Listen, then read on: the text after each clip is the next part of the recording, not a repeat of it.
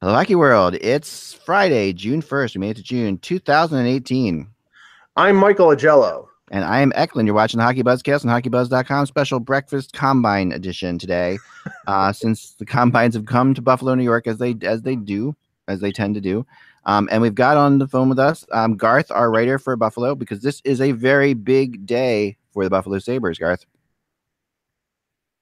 Indeed it is, and thank you for the invite, Michael and Eklund. I appreciate it. But yeah, you're right. I mean, it's not often the Buffalo Sabres get rewarded.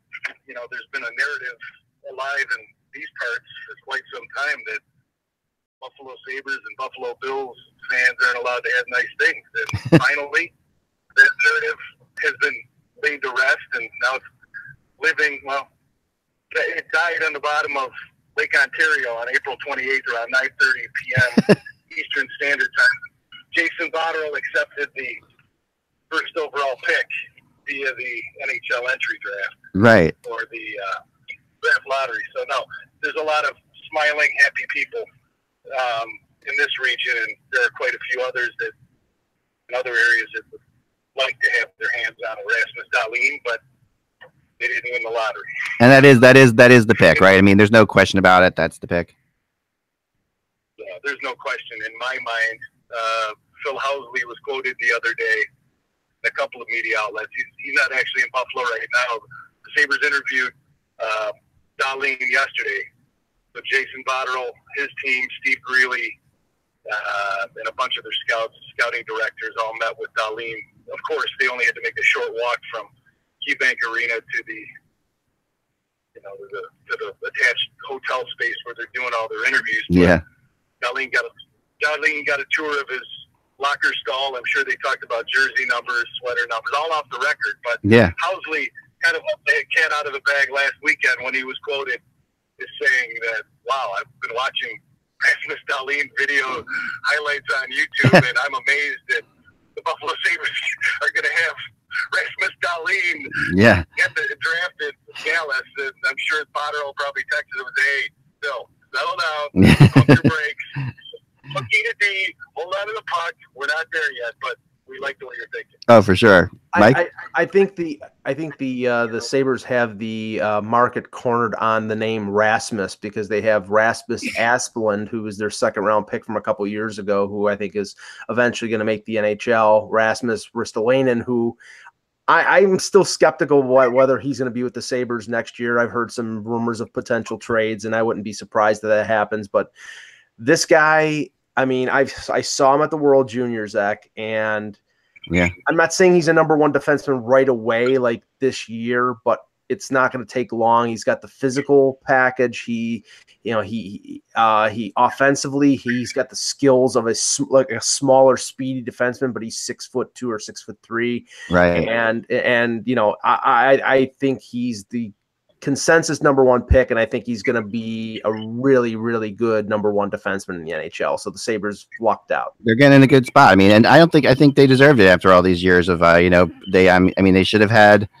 Everyone knows they should have had Connor McDavid, and they didn't. You know, this is good for them. Now, about the Ristolainen and stuff, Garth. I mean, there's a lot of rumors that he might be moved. I have not heard any of them that he might be moved from people I talked to. I have, actually. Okay. I was out in San Jose about a month ago now, and at the it was Vegas and San Jose. I talked to a scout that I know really well from the East, and the Peter Chiarelli fascination with Rasmus Ristolainen started when Chiarelli was in Boston. Okay. Now, of course, he's in Edmonton.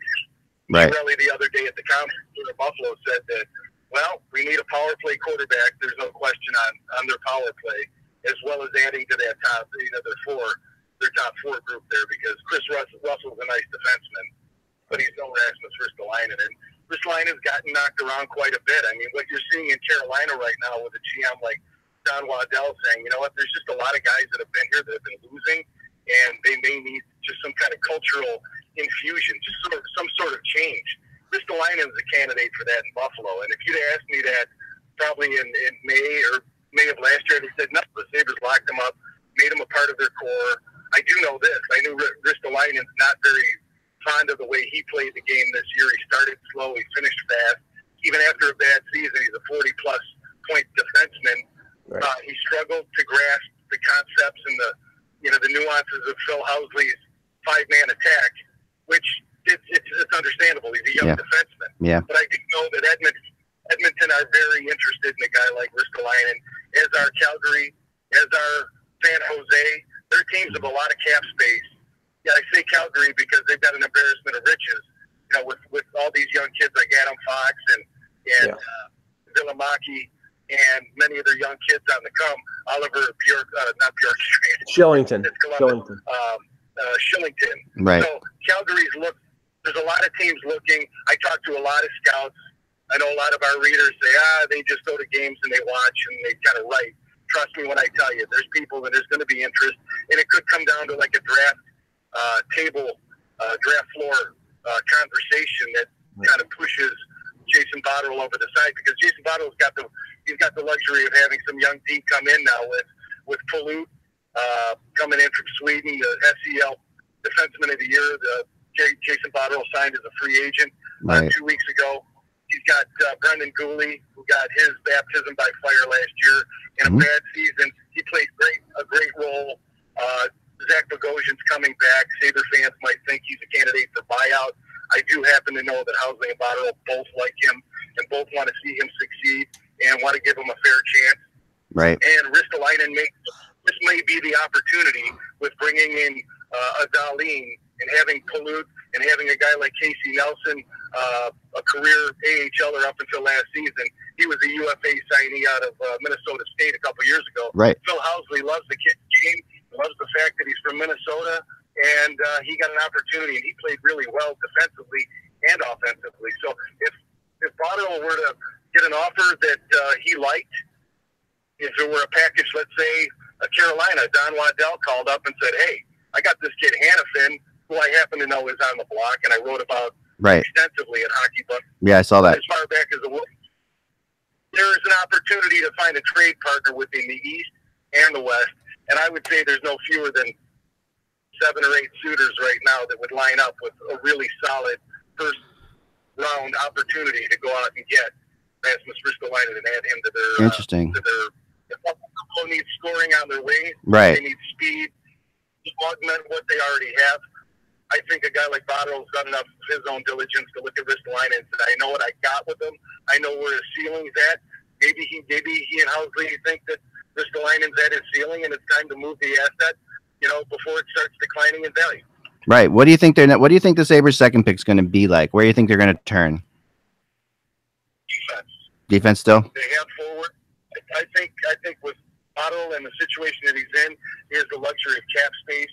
He knows he has Middlestad coming this season full-time in Buffalo. He knows Eichel is going to be healthy. Right. We're not even at the point yet where Sam Reinhart had to miss the World Championships because he doesn't have a contract. And he doesn't have a contract because there haven't been a lot of conversations with Botterill and Newport Sports about an extension for Samson Reinhart, who was one of the hottest players in the second half of the season. There's no guarantee that he's going to be in Buffalo's opening night lineup either, almost like a Ristolainen. Wow, okay. They've been saying, show me. Well, there might be an opportunity that he's moved out. And there's also an opportunity, let's face it, Buffalo failed the last couple of years because their back end couldn't support and really, especially in Housley's model, couldn't really add much to the offensive side. He wants a 5-man unit. He wants defensemen, obviously, from that Nashville model.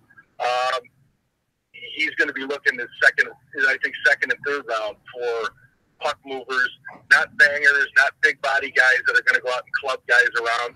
Buffalo's they don't have an appetite to go out and offer 8 times 8 for a John Carlson. Right. Somebody's going to be dumb for them that kind of money on the UFA market. There aren't a lot of great UFA defensemen available in this draft. True. Or in this market. So it's going to come through the draft. So Buffalo has some young prospects coming, but it wouldn't surprise me at all if their second round pick is a steady, sturdy puck mover from the U.S. college ranks. Oh, well, thanks so much, Garth. I really appreciate it. So good. I talked to you all day. I love hearing the Sabres stuff. I'm the one person who I think I watch the Sabres every time. For some reason, when I watched the Sabres this year, I expected nothing, and I was more impressed by what I saw than that, and it was strange. It was interesting, and I wrote about it too. I felt like there's there is some real good young quick talent on this team. And it'd be interesting if they make some moves though, if they shake it up. But I guess Botterill wants to make this his team. I mean, it makes sense that he would make some moves. So it's going to be fun. I mean, the draft's going to be fun. We'll make sure we touch base with you again shortly. Okay. No question. You know where to find me, and I'll see you later this afternoon, Michael. No, all right. Sounds good. We'll talk to you then. Thanks, bud. All right, Mike. Thanks. See you soon. That's Garth from Hockey Buzz. He's going to be at the Combine today, along with Mike.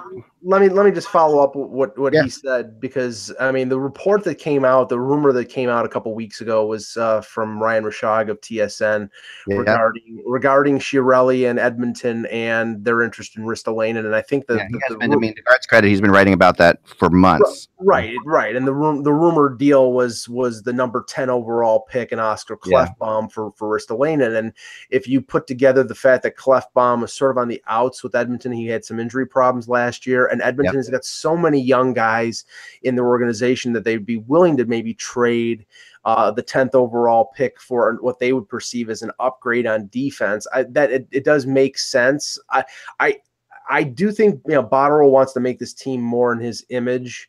Yeah, and I've sort of pushed back on the Ryan O'Reilly rumors simply because his contract, his salary is big, but centers and good centers, and I still consider him a good center, are tough to come by. And him, I don't think they want to put Casey Middlestat in the number 2 role at 19 years old. I really don't think I think maybe they'll start him on the wing, let him grow into it in the NHL. I think he'll be here in Buffalo next year.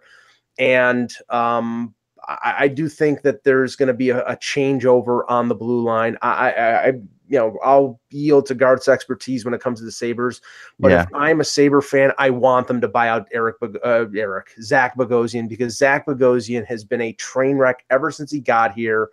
And I think they're definitely going to buy out Matt Molson, but there's going to be changes in Buffalo, and there's nowhere to go but up when you finish 31st overall. Yeah, there's no question about that. And I think that's they have a obviously this is a team that struggled a great deal over the last several years now. Sure. Their fan base is demanding a lot more out of them. Their fan base is pissed off.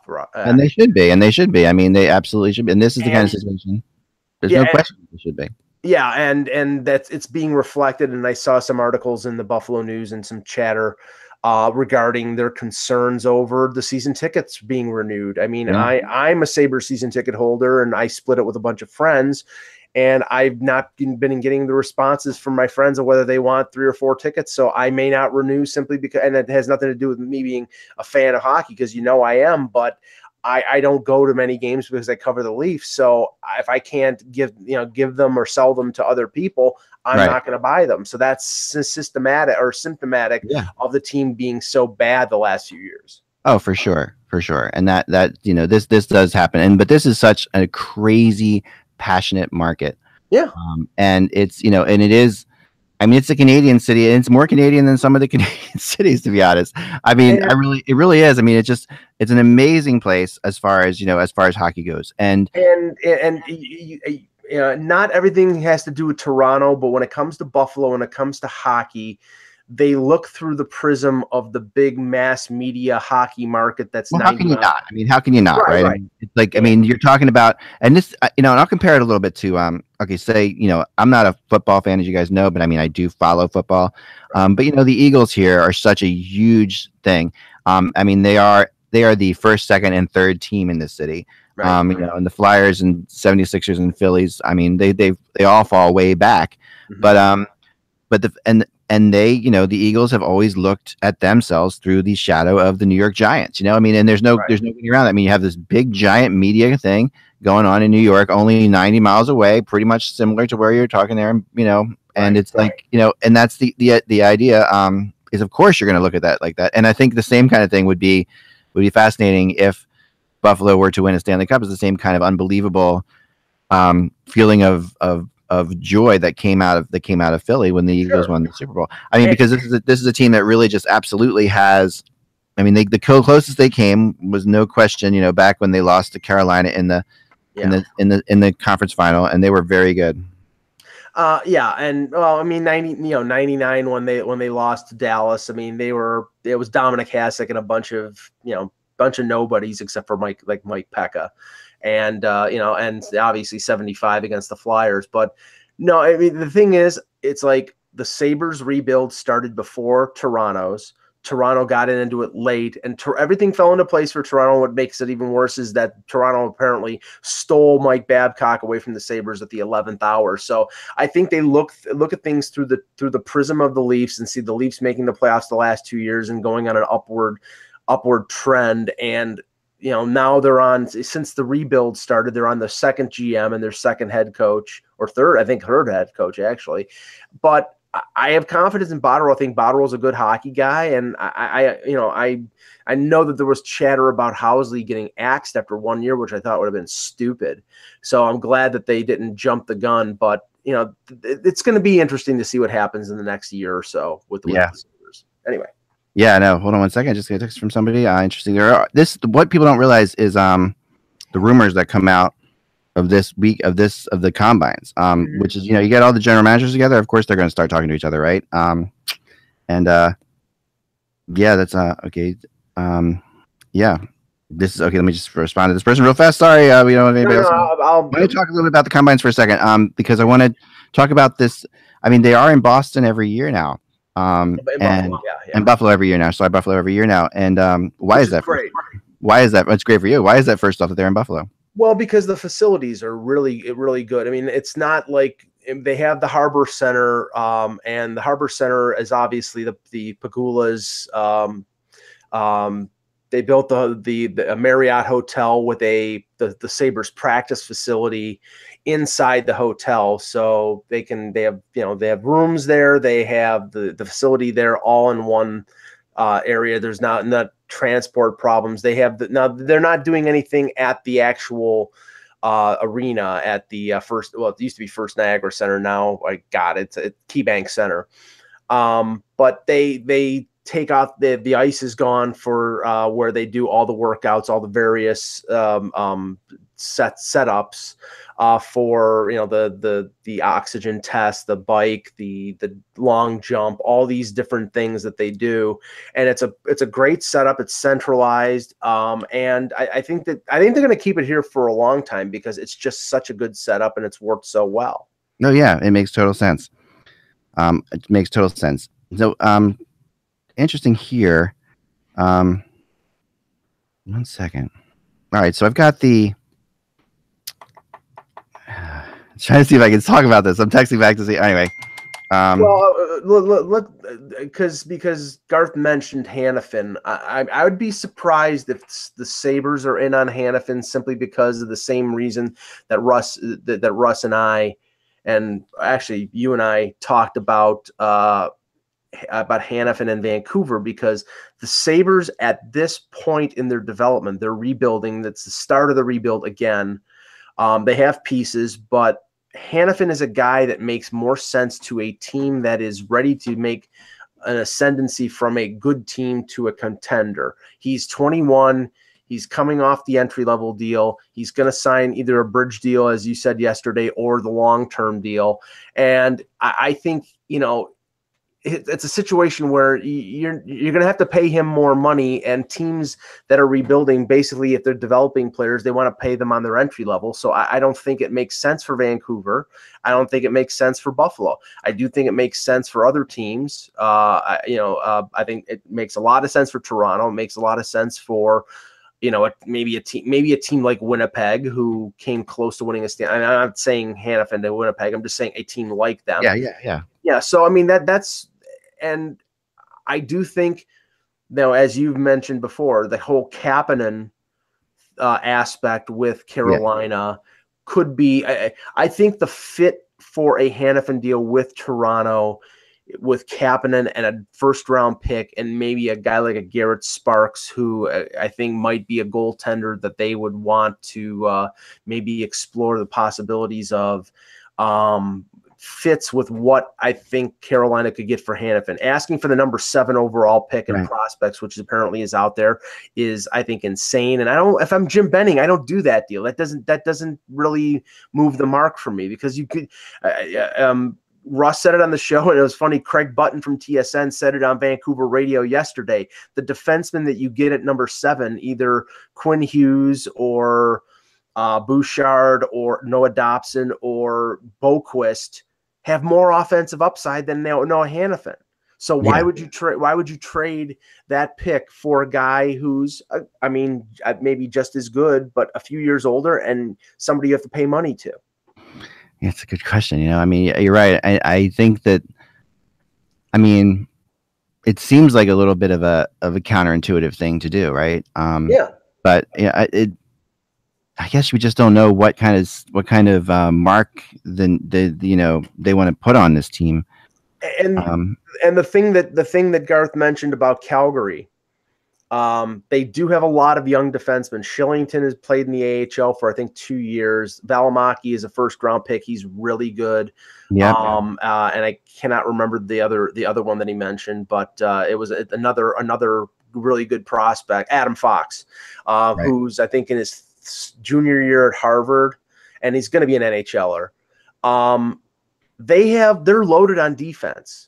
At the NHL level, and there's been talk about Dougie Hamilton potentially being moved again now, and or maybe moving out either TJ Brody or Stone, or they potentially could have somebody step in, one of these prospects step in, and they can alleviate themselves of some cap constraints if they trade one of those defensemen. And it's easy to trade a defenseman if a defenseman is good. So I that might be something to look out for during the summer. I would think so. I would definitely think so. I wanted to talk to you a little bit about what the combine's like, because I think people, or we could be curious about what what it's been like. The thing that's fascinating to me about, obviously the combine is physical fitness. I heard 100 and some players, just over 100 players are there. Yeah. Does Dahlin, is he not going to be there? Is that something you won't see? I believe he is here, and I believe he'll work out. There's no reason for him not to. In the past, sometimes they don't, right? Sometimes the top players don't work out. Right. There have been instances where players have come there either injured or sick, and they wouldn't work out because obviously the workout would either injure them more, or the numbers that are presented would not be an accurate indicator. What I think is actually the most interesting thing is the measurables that they actually get, because if you go to Hockey DV or Elite Prospects or any of these websites, or even go to the team websites that they play for in junior or wherever, you never get an accurate indicator of the physical stature of a player. Right. And last year, a guy like Eric Brandstrom, who was a first-round pick of Vegas, who, I saw everything from 5'8" to 5'10", and you don't think that makes that much of a difference, but they, when the height came out, and I think it was 5'7" or 5'8", it was in that range. You're like, oh, that's going to make some difference to some teams because a 5'7" defenseman. But no, if you saw him in the World Junior and you've seen him, he's speedy, he's offensively creative. It really doesn't matter much anymore. But for some teams, it probably did knock him down a little bit on their draft lists.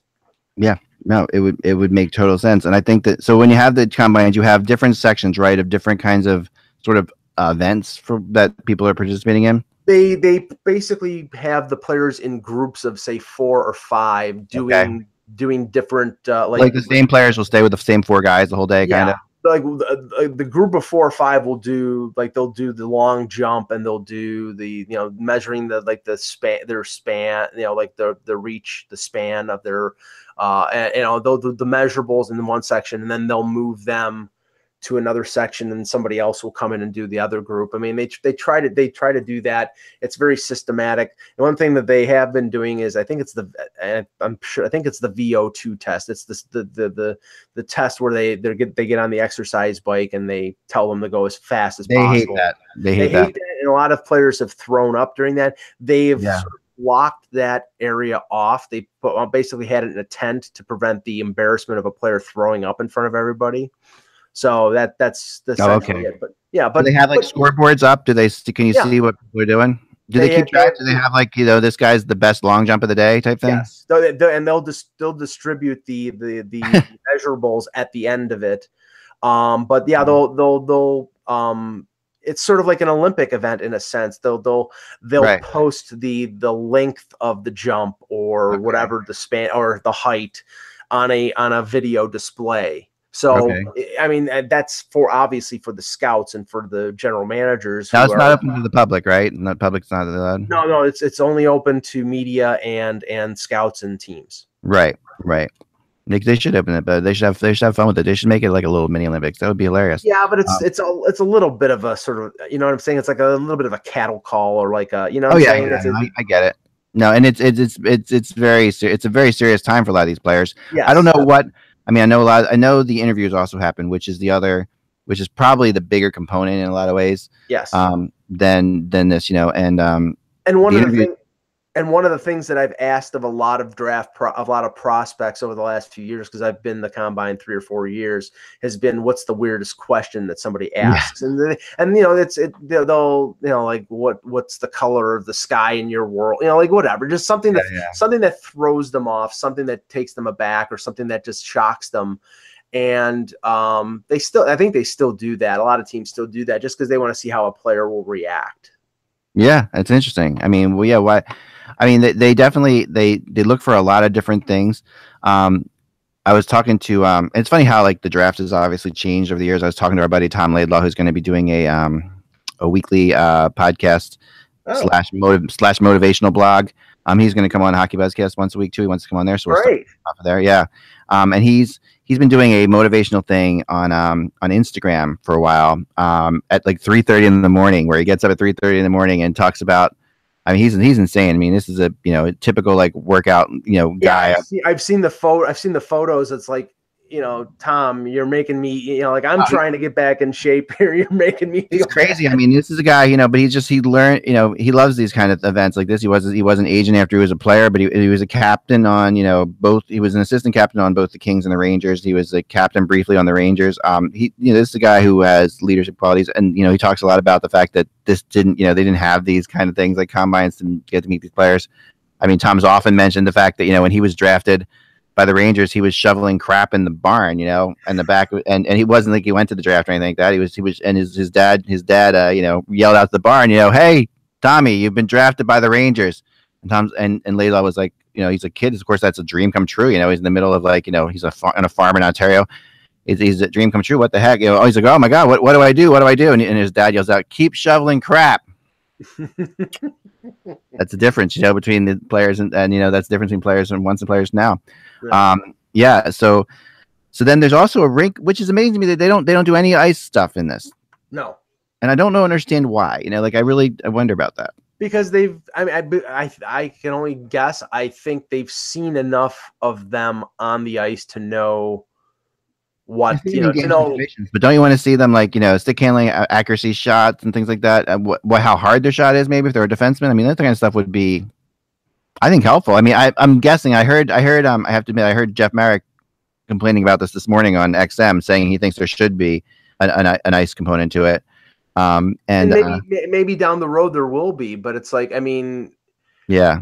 I mean, and I think that Buffalo could actually accommodate that what they need to do that because they could have the arena set up for an ice component and then have the Harbor Center set up for the measurables. Yeah, and that could be great. I mean, I think that I think all he could guess was that this was a case of maybe insurance, maybe some kind of insurance thing. But yeah, and that's the thing. You're increasing the potential for injury, and that's that's why I'm saying they've seen these players play at the World Junior. They've seen these players play for their OHL, AHL, or WHL, Quebec League, KHL. They've seen them on the ice. This is not. I think the combine is more about who they are as people and the physical measurables.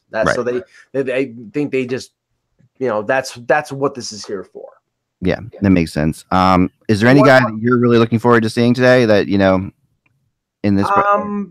I mean, it's not one specifically. I mean, I'm interested in Brady Tkachuk simply because I think then we should, we'll talk about this on future shows with Russ. Yeah.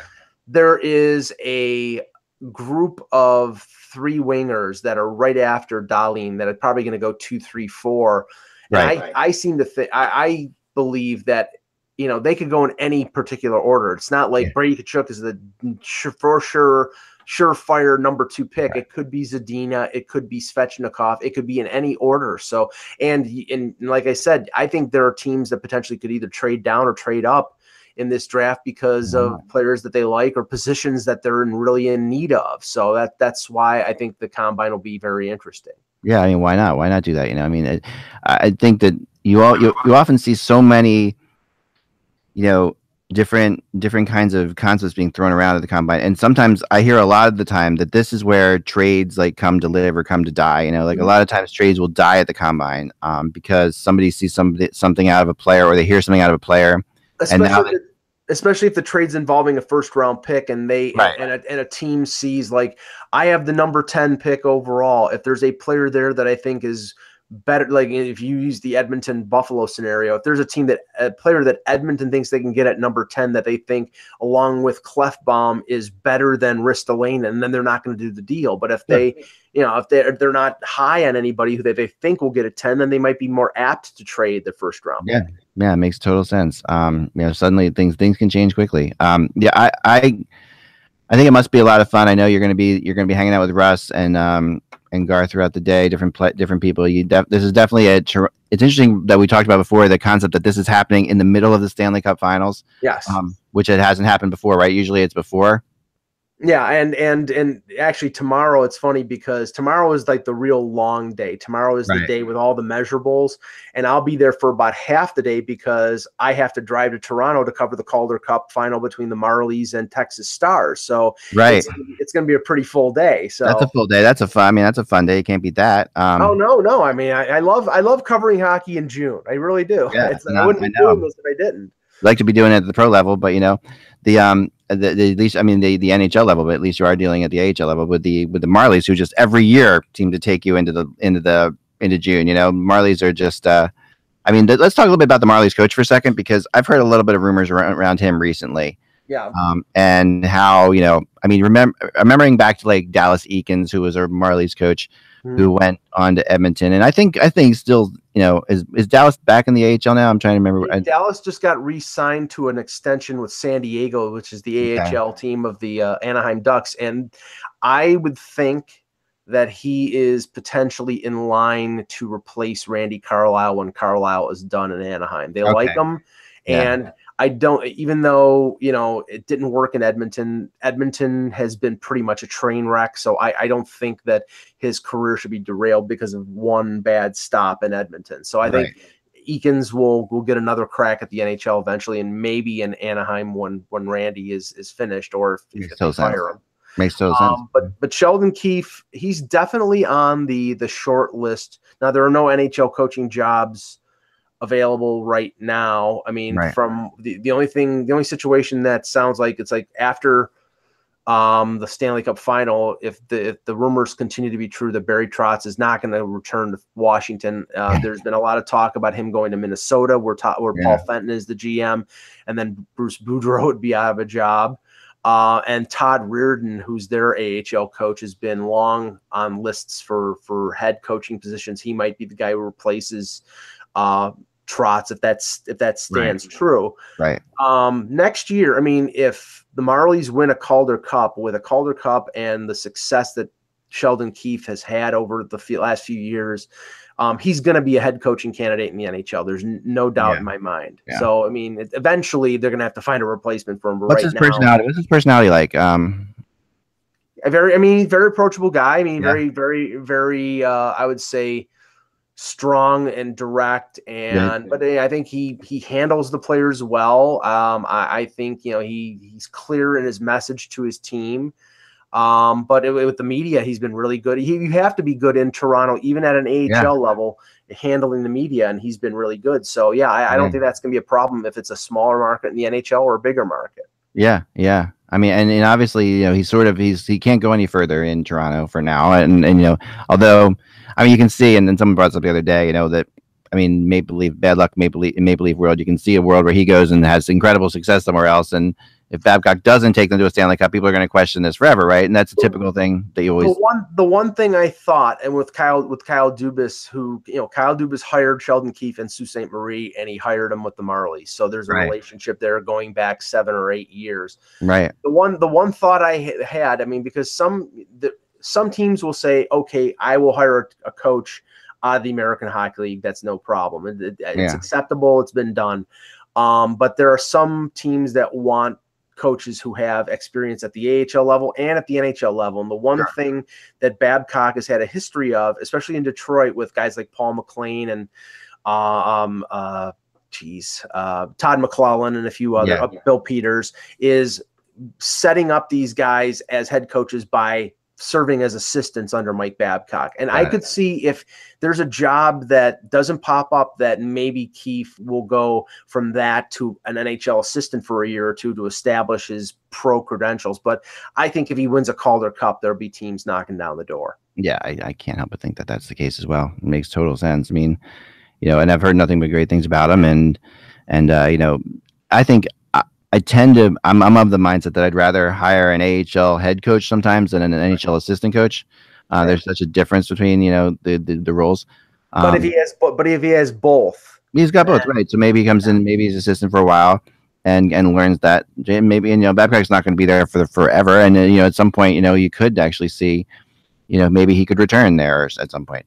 But, it's all fodder to think about as we go along, but, enjoy today. There won't be a podcast tomorrow because it's Saturday, obviously. But I will be heading down. You'll be doing your craziness. I'll be driving down to Washington. When is game 4? Game 4 is on Monday. I'll be driving down to Washington again on Monday.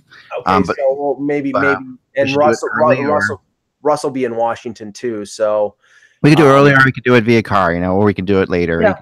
We'll get together and talk about that. No problem. I mean, I think what I'm going to do is, I'm not one to miss a free meal, so I'm going to head down there as soon as I can to get the.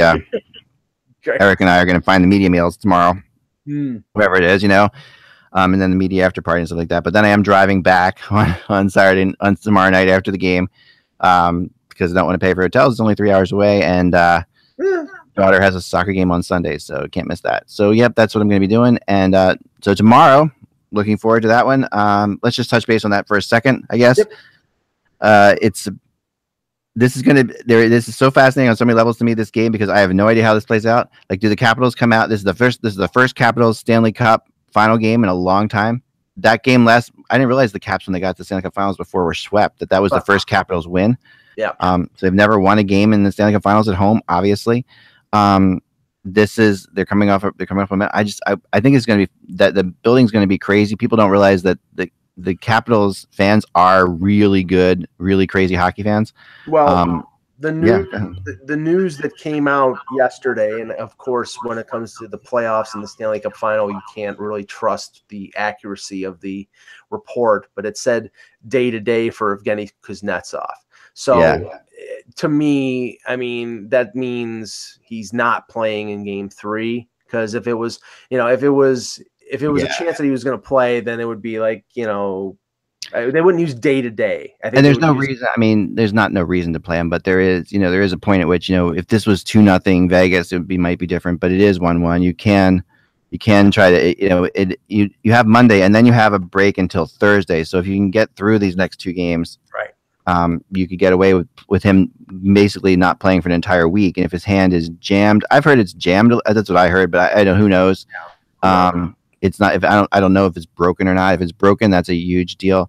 Yeah. If he can't, but he still might play if they can tape it up the right way and he can hold a stick. And if it's jammed, there might be swelling. And the thing is, when they're swelling, you don't know whether there's a break or not. So that's why it's like, maybe I'm sure probably they have him on anti-inflammatories to try to get the swelling down or whatever, but we don't really know. It could be broken, and this is all just a shell game to to have Gerard Gallant plan for the potential of Kuznetsov playing, and then if it's Lars Eller as your number 2 center, I mean, I think that is going to have a dramatic effect on the Capitals. If you have an injured Backstrom who played better in Game 2 after Kuznetsov got hurt, as your number 1, and he really can't shoot the puck that well with whatever broken hand or broken wrist or whatever he's got. And then Lars Eller, who I think is more of a two-way guy and not an offensive guy, as your number 2, that limits your offense a lot. It definitely affects the power play, which the Caps, and that to me is the biggest thing it affects, because the Caps are deadly when they have all their players healthy on the power play. Yes. And in this series, you get a feeling that power plays are going to be important, because the more craziness goes on, the more the refs are going to try to tighten it up and try not to, and so you get a feeling there's going to be more and more power plays and we saw way more in Game 2 than we saw in Game 1. Right. I think we'll see the same in Game 3. It'll be, I think the big thing in Game 3 is definitely going to be, can the Capitals maintain their emotion and play a solid all-around game? They still haven't, in my opinion. They won Game 2. Because they on the back of Holtby. On the back of Holtby and some timely scoring, obviously, but they definitely didn't play a lockdown type game at all. And not that this Caps team is that, not that that's what this Cap team is known for. I mean, this Caps team is not a lockdown team. They're definitely an outscore you type team, and so it seems like high scoring is going to be the way it's going to continue. When that happens, of course, it comes down to goaltending, and it comes down to, maybe not, it doesn't matter if you let up 4 goals as long as you don't let in that one goal that matters, Right. And that's what's going to happen with both these goalies. So, yeah, I'm kind of looking forward to it. I think it's going to be good for Vegas. I think they've been home for a long time when you think about it. I mean, they won, they eliminate Winnipeg. Mm-hmm. That was in Winnipeg, of course, but that was last Sunday. So they're back Monday. So they've been back they were home for over a week, and that in the craziness of all that stuff that went on there. So it's good, probably good. They're probably happy to get away. They're probably happy to get on the road. Players like staying in hotels a lot more than you think. I mean, it's just they're people, right? And when they're home, either getting calls for tickets, their wives and girlfriends are asking them to pick up stuff. It's the way it goes. And I think that by this time now with Vegas, after playing against Winnipeg and that the whiteout and the psychotic, and I'm using that in a complimentary way, the psychotic fans in Winnipeg and all the pressure that they put on a team, Washington may be a very challenging building to play in, and I'm not disputing that, but I think that they're conditioned to deal with that. So absolutely are. So it's going to be up to Fleury playing up to expectations, and I think Game 1 he really didn't. In Game 2 he sort of did in the second half of the game. If he plays better, and they get their opportunistic scoring, which they've been getting all playoffs, then Vegas has a good chance to win. But this series is going 6 or 7. It's a very even series. Yeah, totally agree. All right, folks. Enjoy the weekend. Enjoy the games. We'll be back on Monday. Remember, Without the Buzz is just hockey. I will be back writing a rumor blog after this, so look for that around noon, 1 o'clock, somewhere in there. And we'll talk to you soon. Remember, Without the Buzz is just hockey. I said that already. Bye.